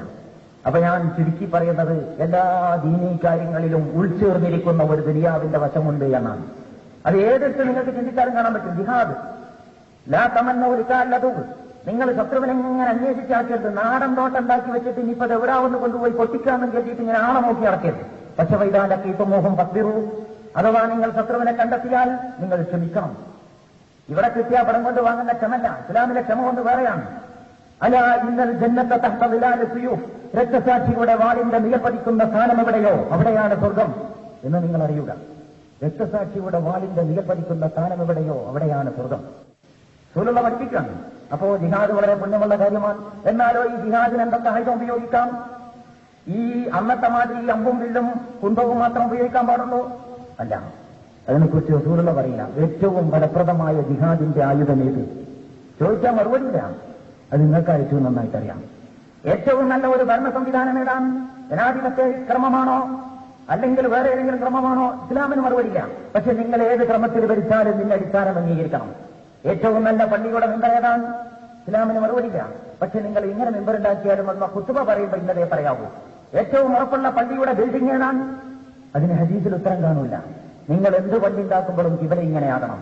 ഞാൻ പറയുന്നത് ഒരു മേഖല വന്നാകെ നമുക്ക് വിട്ടുതന്നു, മറ്റേ മേഖലയിൽ നമ്മൾ നിർബന്ധിതമാണ്, മറ്റേ മേഖലയെ അള്ളാഹു പിടിച്ചിറക്കിയിട്ടുള്ളൂ എന്ന ധാരണ തെറ്റാണ്.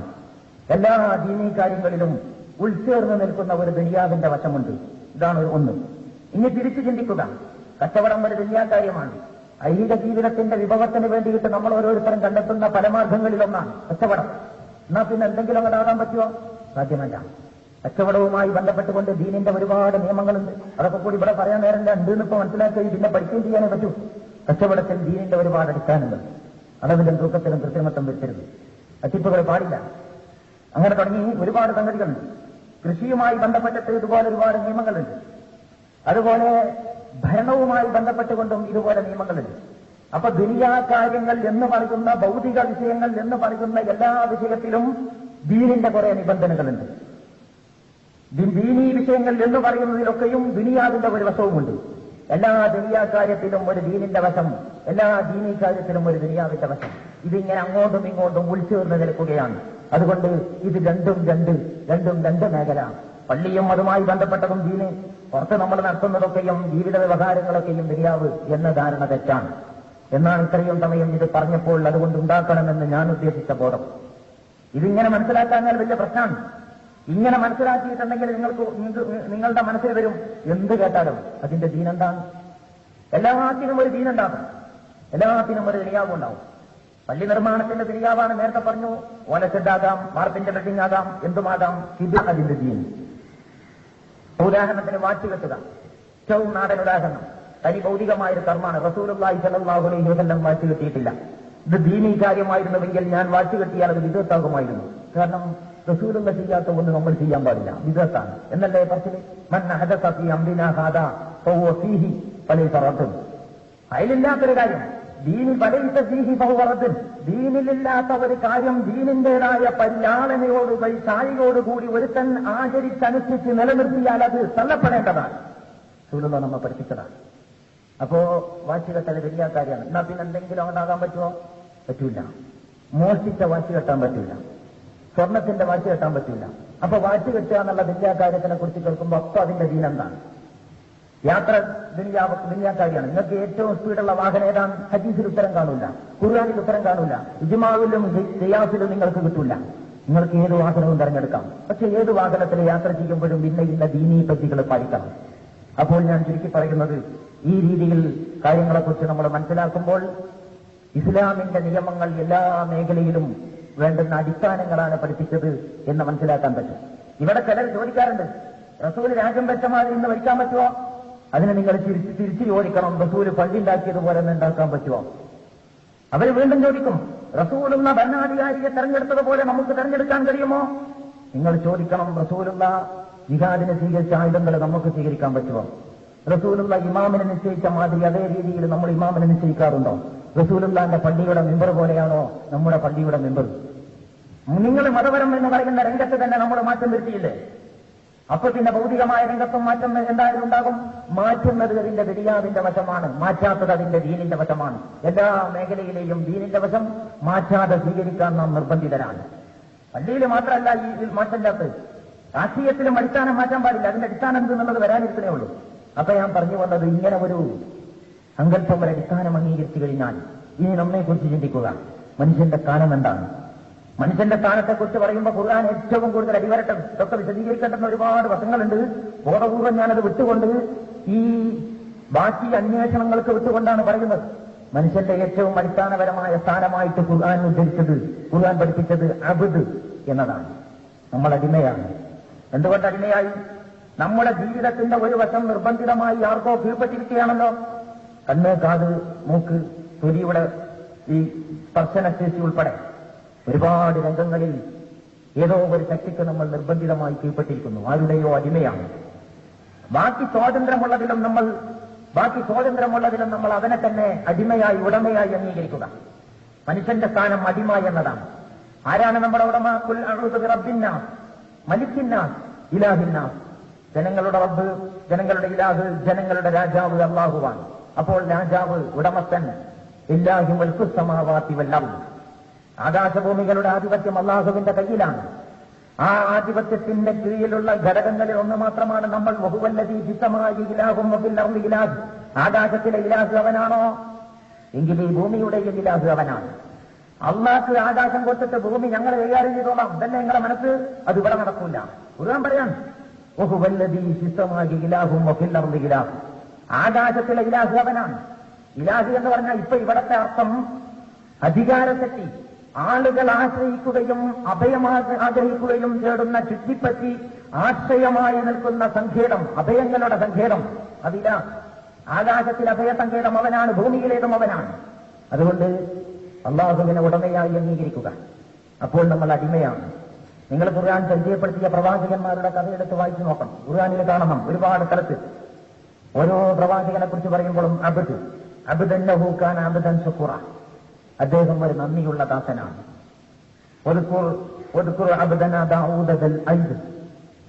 നല്ല ശക്തിയുടെ ഉടമയായ നമ്മുടെ അടിമയായ ദാവൂദിനെ കുറിച്ച് ദിക്റു റഹ്മത്തി റബ്ബിക അബ്ദഹു സക്കരിയ നബി അലൈഹിസ്സലാം അബ്ദ് സുബ്ഹാനല്ലദീ അസ്റാ ബിഅബ്ദിഹി ലൈലൻ മിനൽ മസ്ജിദ് എന്ന് പറഞ്ഞിട്ട് ഖുർആൻ പറയുമ്പോൾ അബ്ദ്.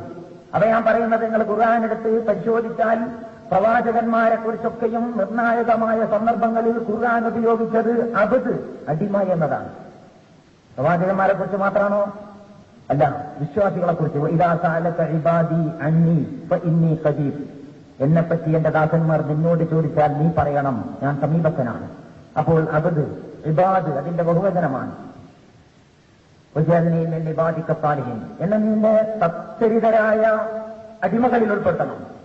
അല്ലാഹുമ്മ അൻത റബ്ബി. സയ്യിദുൽ ഇസ്തിഗ്ഫാർ ഖുർആൻ പഠിപ്പിക്കുന്നു, പ്രവാചകൻ പഠിപ്പിക്കുന്നു. അല്ലാഹുമ്മ അൻത റബ്ബി, പടച്ചവനെ നീ എന്റെ ഉടമയാണ്. ഖലഖ്തനീ, നീയാണ് എന്നെ സൃഷ്ടിച്ചത്. വഅന അബ്ദുക, ഞാൻ നിന്റെ ദാസനാണ്.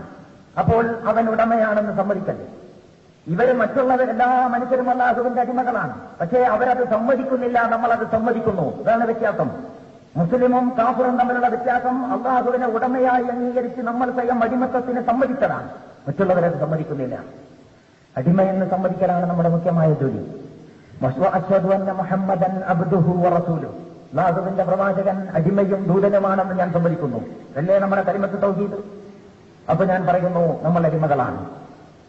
ലൻ യസ്തൻകിഫൽ മസീഹു അൻ യകൂന അബ്ദൻ ലില്ലാഹ് വലൽ മലായികത്തുൽ മുഖറബൂൻ വമൻ യസ്തൻകിഫ് അൻ ഇബാദതിഹി വയസ്തക്ബിർ ഫസയഹ്ശുറുഹും ഇലൈഹി ജമീഅൻ. പരിശുദ്ധ ഖുർആൻ പറയാം, ലൻ യസ്തൻകിഫൽ മസീഹു അൻ യകൂന അബ്ദൻ ലില്ലാഹ്, മസീഹ് അല്ലാഹുവിന്റെ ദാസനാകുന്നതിന്, ഈസാ നബി അലൈഹിസ്സലാം അല്ലാഹുവിന്റെ ദാസനാകുന്നതിന് വിസമ്മതിച്ചിട്ടില്ല. വലൽ മലായികത്തുൽ മുഖറബൂൻ, ദൈവസാമീപ്യം സിദ്ധിച്ച മലക്കുകളും വിസമ്മതിക്കുന്നില്ല. ഒമൻ യസ്തൻകിഫ് അൻ ഇബാദതിഹി, അവന്റെ അടിമത്വത്തിന് ആരെങ്കിലും വിസമ്മതിച്ചാൽ അവിടെ പിന്നെ ഇബാദത്തിന് എന്തെന്ന അർത്ഥം പറയാം? ആയത്ത് ശ്രദ്ധിക്കണം നിങ്ങൾ. ആയത്ത് ഖുർആൻ പറയുന്നു, ലൻ യസ്തൻകിഫൽ മസീഹു അൻ യകൂന അബ്ദൻ ലില്ലാഹ്, അല്ലാഹുവിന്റെ അടിമയാകുന്നതിനെ മസീഹ് വിസമ്മതിച്ചിട്ടില്ല. വലൽ മലായികത്തുൽ മുഖറബൂൻ, ദൈവസാമീപ്യം സിദ്ധിച്ച മലക്കുകളും എന്തിനെ സമ്മതിച്ചില്ല? അടിമയാകുന്നതിന് വിസമ്മതിച്ചില്ല. എന്നിട്ട് തുടർന്ന് പറയുന്നു, ഒമൻ യസ്തൻകിഫ് അൻ ഇബാദതിഹി, ആരെങ്കിലും അവന്റെ അടിമത്വത്തിന് വിസമ്മതിച്ചാൽ വയസ്തക്ബിർ, എന്നിട്ട് അഹങ്കരിക്കുകയും ചെയ്താൽ ഫസയഹ്ശുറുഹും ഇലൈഹി ജമീഅൻ, എല്ലാവരെയും അവനിലേക്ക് മടക്കും. അപ്പൊ അടിമത്വത്തിന് തയ്യാറാവുക, അവനെ ഉടമയെന്ന് സമ്മതിക്കുക, ഞാൻ അടിമയാണെന്ന് അംഗീകരിക്കുക. ഇതാണ് ഒന്നാമത്തെ പണി. ഒരു മനുഷ്യന്റെ ജോലി ഇതാണ്. ഒരു മുസ്ലിം ആകുവാൻ ഒരാൾ ചെയ്യേണ്ടുന്ന ഒന്നാമത്തെ കാര്യം അതാണ്. രണ്ടാമതായി, ആരെ ഉടമയാണെന്ന് അംഗീകരിച്ചോ അവൻ അനുസരിക്കണം. അതാണ് രണ്ടാമത്തെ സംഗതി. ഉടമയെ അനുസരിക്കണം. ഈ അനുസരണമാണ് രണ്ടാമത് വേണ്ടത്. ഈ അനുസരണ സ്വഭാവം നിലനിർത്തിയാണ് അനുസരിക്കുന്നവനാണ് മുസ്ലിം. അതാ മുസ്ലിമിന്റെ പണി. ഇബാദത്തിന് അനുസരണവും അർത്ഥമുണ്ടോ അല്ലേ എന്നുള്ള ചർച്ചപ്പാടിരിക്കട്ടെ, അതിലേക്ക് കിടക്കാൻ ഇവിടെ ഉണ്ടായിരുന്ന സമയമില്ല. പക്ഷെ ഒന്ന് ഞാൻ പറയാം, നിങ്ങൾ ധൈര്യമായിട്ട് എവിടെ പോയിട്ട് പറഞ്ഞാലും ഒരാൾക്കും നിഷേധിക്കാൻ കഴിയില്ലെന്ന് ഉറപ്പുള്ള കാര്യമാണ്. അതെന്താണെന്ന് ചോദിച്ചാൽ, അനുസരണമില്ലാതെ ആരാധന പോലും ഇബാദത്താകൂല. അനുസരണമാണ് മുഖ്യമായ പ്രശ്നം. അല്ലാഹുവിനനുസരിക്കുക, ഇതാണ് പണി. അനുസരണമില്ലെങ്കിൽ ആരാധന പോലും ഇബാദത്താവില്ല. ഉദാഹരണത്തിന് വേണമെങ്കിൽ തിരിയാത്തവർക്ക് വേണ്ടിയിട്ട് ഞാനൊരു ഉദാഹരണം പറയാം. ആരാധന എന്ന് പറയുന്നത് എപ്പോ നമ്മുടെ ഈ ആരാധന മനുഷ്യൻ ചെയ്യേണ്ടത് ആകെ കൂടി ആരാധനയാണ്, വേറൊരു പണി ചെയ്യേണ്ടതില്ല എന്ന് പറഞ്ഞൊരു കൂട്ടരുണ്ട്. അവരെ സംബന്ധിച്ചിടത്തോളം എപ്പോ ചോദിച്ചാലും അപ്പോ ആരാധനക്ക് ഒരു നിർവചനം പറയും. മറഞ്ഞ വഴിയിലൂടെ രക്ഷാശിക്ഷകൾ ആഗ്രഹിച്ചുകൊണ്ട് ചെയ്യുന്ന സംഗതി. അതാണ് വൈദിയായ കാര്യകാരണ ബന്ധങ്ങൾക്ക് അധികമായ വഴിയിലൂടെ രക്ഷാശിക്ഷകൾ ആഗ്രഹിച്ചുകൊണ്ട് ചെയ്യുന്ന കർമ്മം, അതാണ് ആരാധന.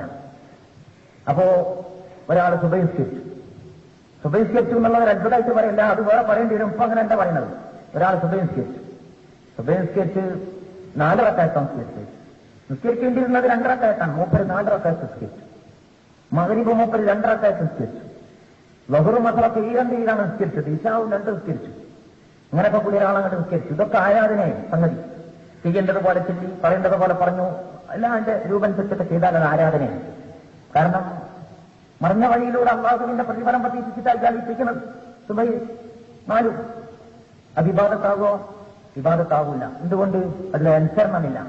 അനുസരിക്കേണ്ടത് അനുസരണം ഉണ്ടാകുമ്പോഴേ ഇബാദത്താവൂ. അനുസരണം എന്താണ്? 2 നമസ്കരിക്കാൻ കൽപ്പിച്ചാൽ അതങ്ങോട്ട് ചെയ്തു മതി. അപ്പോൾ അനുസരണം ഉണ്ടാകുമ്പോഴേ ആരാധന പോലും ഇബാദത്താവുകയുള്ളൂ. മുഖ്യ പ്രശ്നം അനുസരണം തന്നെയാണ്. നമ്മുടെ ചില ആളുകൾ, സാധാരണക്കാര് ജമാഅത്തെ ഇസ്ലാമി ഇബാദത്തിന് അടിമത്വം, അനുസരണം, ആരാധന എന്നർത്ഥം പറയുന്നുണ്ട്. എന്നിട്ട് ഇങ്ങനെ ചിന്തിക്കും. ആരെങ്കിലും ചോദിക്കും, എന്തിനാപ്പം അങ്ങനെ 3 അർത്ഥം പറഞ്ഞു? എന്താ ആരാധന പറഞ്ഞാൽ പോരെ? നമുക്കെന്തോ പറ്റിയ? ഞാൻ പറയുന്നത് ഇതിന്റെ ഡിഫറൻസ് തന്നെ പിടികിട്ടാത്ത ആളുകളൊക്കെ അങ്ങനെ ചിന്തിക്കാൻ കഴിയുന്ന. അള്ളാഹുവിനെ ഉടമയാണെന്ന് അംഗീകരിച്ചാൽ ഞാൻ അടിമയാണെന്ന് സമ്മതിക്കൽ ഇതിന്റെ ഒരു ഭാഗമാണ്. ആ അടിമയെ അനുസരിക്കൽ പിന്നീട് അതിന്റെ ഒരു ഭാഗമാണ്. ആ അനുസരണശീലം എല്ലാ രംഗത്തും നിലനിർത്തണം. അതിനെപ്പോഴും അവനെക്കുറിച്ചുള്ള സ്മരണ വേണം. ഈ നാഥനെക്കുറിച്ചുള്ള സ്മരണ. വല ദിക്റുല്ലാഹി അക്ബർ, അല്ലാഹുവിനെ കുറിച്ചുള്ള സ്മരണയാണ് ഏറ്റവും വലുത്. അല്ലാഹു യഅലമു മാ യസ്നഊൻ, നിങ്ങൾ പ്രവർത്തിക്കുന്നത് അല്ലാഹു അറിയും. അതുകൊണ്ട് ഫൈദാ ഖുദിയത്തി സ്വലാത്തു ഫൻതശിറൂ ഫിൽ അർളി വബ്തഗൂ മിൻ ഫളില്ലാഹ്, പള്ളിയിൽ നിന്ന് നമസ്കാരം കഴിഞ്ഞാൽ പിന്നെയും അവിടെ കടന്നിരിക്കരുത്, ഭൂമിയിൽ വ്യാപരിക്കുക. അങ്ങനെ വ്യാപരിക്കുമ്പോൾ എന്ത് വേണം? ഉദ്കുറുല്ലാഹ കസീറൻ, അള്ളാഹുവിനെ കുറിച്ച് ധാരാളമായി സ്മരിച്ചുകൊണ്ടിരിക്കണം. അപ്പൊ ഈ അള്ളാഹുവിനെ ധാരാളമായി സ്മരിക്കണം. ഈ സ്മരണ കിട്ടാൻ എന്ത് വേണം? അതിനുവേണ്ടി ആരാധന. അള്ളാഹുവിനെ ഉടമയായി അംഗീകരിച്ച് അടിമത്തം അവനാണെന്ന് സമ്മതിച്ച് ആ ഉടമയെ അനുസരിക്കാൻ തീരുമാനിച്ചാൽ ആ അനുസരണബോധം നിലനിർത്തണമെങ്കിൽ എപ്പോഴും അവനെക്കുറിച്ചുള്ള സ്മരണ വേണം. ആ സ്മരണയ്ക്ക് വേണ്ടി ആരാധന, അതാണ് ആരാധനയുടെ സ്ഥാനം. മൗദൂദി സാഹിബ് ഒരിടത്ത് ആരാധനാകർമ്മങ്ങളെ ഈ വെയിറ്റിംഗ് ഷെഡിനോട് ഉപമിച്ചിട്ടുണ്ട്. ഇനി വെയിറ്റിംഗ് ഷെഡ് വരെ പട്ടാളച്ചിട്ടകളായിരുന്നു, ഇപ്പോ വെയിറ്റിംഗ് ഷെഡാക്കി എന്ന് പറയുന്നത്. ഞാൻ പറയുന്നത് ഇതിന്റെ ഉദാഹരണം തിരിയാൻ വേണ്ടിയിട്ടാണ്, ഉദാഹരണത്തിലല്ല പിടിക്കേണ്ടത്. അതായത് ഒരാൾ യാത്ര പോകുമ്പോ തിരുവനന്തപുരത്തേക്ക് പോകുന്ന ഒരാൾ വെയിറ്റിംഗ് ഷെഡിൽ പോയിരുന്നു. ഇയാൾ മറന്നുപോയി ഞാൻ തിരുവനന്തപുരത്തേക്ക് പോകേണ്ടവനാണ്, ബസ് ഇങ്ങനെ പോകുന്നുണ്ട്, ഇയാൾ വെയിറ്റിംഗ് ഷെഡിൽ തന്നെ ഇരിക്കുകയാണ്. ഇങ്ങനെ വരാൻ പാടില്ല. മധുരി സാഹിബ് പറയാണ് ഇത് വെയിറ്റിംഗ് ഷെഡിൽ ഇരിക്കലല്ല, വെയിറ്റിംഗ് ഷെഡ് അതിന് വേണ്ടിയിട്ട് ഇരിക്കണം. അപ്പൊ പള്ളി നമസ്കാരത്തിനാണ് ഖുർആൻ തന്നെ പറയുന്നു, വല ദിക്റുല്ലാഹി അക്ബർ, അല്ലാഹുവിനെ കുറിച്ചുള്ള സ്മരണയാണ് ഏറ്റവും വലിയ കാര്യം. ആ ഓർമ്മ കിട്ടാനാണ് ഈ നമസ്കാരം. ഓർമ്മ കിട്ടുന്നില്ലെങ്കിൽ പിന്നെ നമസ്കാരമാണ്. അപ്പൊ ഞാൻ പറയുന്നത് അടിമത്വം, ആ അടിമത്വം നിലനിർത്താൻ, ആ അടിമത്വത്തിന്റെ അനിവാര്യം എന്ന നിലയ്ക്ക് അനുസരണം, ആ അനുസരണബോധം നിലനിർത്തുവാൻ ആരാധന. അതുകൊണ്ട് പ്രവാചകന്മാർ വന്നിട്ട് പറഞ്ഞത് അള്ളാഹുവിനെ ഉടമയാണെന്ന് അംഗീകരിച്ച് അവനെ അനുസരിച്ച് അവനെ ആരാധിക്കണം. ഉഅ്ബുദുല്ലാ. അപ്പൊ ഖുർആനിൽ ഉഅ്ബുദുല്ലാ എന്ന് പറഞ്ഞാൽ ഈ മൂന്നും കൂടി ഉൾക്കൊള്ളുന്നതാണ്. ഇതാ നമ്മുടെ വാദം. അതല്ലാതെ എല്ലാ സ്ഥലത്തും വിവാദത്തിന് അനുസരണം നടത്താൻ പറയാൻ പറ്റില്ല. പിന്നെ നിരുപാധികമായ അനുസരണം വേറെ ഒന്നുണ്ട്. അത് ഇപ്പൊ നമ്മുടെ ഈ മുഖ്യ വിഷയത്തിന്റെ ഹാക്കിമീയത്തിന്റെ ഭാഗമല്ലാത്തതുകൊണ്ട് ഞാനതിലേക്ക് കിടക്കുന്നില്ല. പറഞ്ഞ വിഷയത്തിന്റെ ആ ഫ്രെയിമിലൂടെ വിഷയത്തിലേക്ക് എത്തേണ്ടതുള്ളത് കൊണ്ട് ബാക്കി ഞാൻ വിടുകയാണ്. അപ്പൊ പ്രവാചകന്മാർ വന്നിട്ട് പറഞ്ഞു ഉഅ്ബുദുല്ലാ. അതിന്റെ അർത്ഥം ഇതാണ്, താല്പര്യം ഇതാണ്. അറബിയുടെ മുമ്പിൽ ഒരാൾ വന്നിട്ട് ഉഅ്ബുദുല്ലാ എന്ന് പറഞ്ഞാൽ അറബി ഭാഷ തിരിയണവനാണ്. ഇത് അറബി മലയാളത്തിൽ PhD എടുത്ത ആളുകൾക്ക് ഈ അറബിയിൽ സംഗതി തിരിയില്ല. അപ്പൊ അറബി സമൂഹത്തിൽ പ്രവാചകൻ വന്നിട്ട് അറബിയിൽ കാര്യങ്ങൾ പറയുമ്പോ ഇത് കേട്ടാൽ ഉഅ്ബുദുല്ലാ. അപ്പൊ മനസ്സിലായി ഈ അറബിന്റെ മനസ്സിൽ 3 സങ്കല്പം. അവനാണ് എന്റെ ഉടമ, ഞാൻ അവന്റെ അടിമയാണ്. അതിന്റെ സ്വാഭാവിക ഫലമാണ് അനുസരണം. ആ ബോധം നിലനിർത്താൻ, സ്മരണ എപ്പോഴും അനുസരണം നിലനിർത്താൻ അവനെക്കുറിച്ചുള്ള സ്മരണ വേണം. അതിനുവേണ്ടി നിശ്ചയിച്ച ദീനീ കർമ്മങ്ങളാണ് ആരാധന. ആരാധനയെക്കുറിച്ച് സൈനിക പരിശീലനം എന്ന് മൗദൂദി സാഹിബ് പുസ്തകത്തിന്റെ എഴുത്തിന്റെ ഇടയ്ക്ക് എവിടെയോ ഒരു വാക്ക് പറഞ്ഞിട്ടുള്ളൂ. സയ്യിദ് അബ്ദുൽ മൗദൂദി സാഹിബ്. ഇപ്പോ ലോകം അംഗീകരിക്കുന്ന ജീവിച്ചിരിക്കുന്നതിലെ ഏറ്റവും പ്രഗത്ഭനായ പണ്ഡിതനാണ് യൂസുഫ് അൽ കർലാവി. അദ്ദേഹത്തിന്റെ ഒരു പുസ്തകമുണ്ട് അൽ ഇബാദത്ത് ഫിൽ ഇസ്ലാം. ആ പുസ്തകത്തിൽ അദ്ദേഹം നമസ്കാരത്തെക്കുറിച്ച് പറയാം, ആരാധനാകർമ്മങ്ങളെ കുറിച്ച് പറയുന്ന കൂട്ടത്തിൽ നമസ്കാരത്തിനെ കുറിച്ച് പറഞ്ഞിട്ട് ഒരു ഹെഡിങ്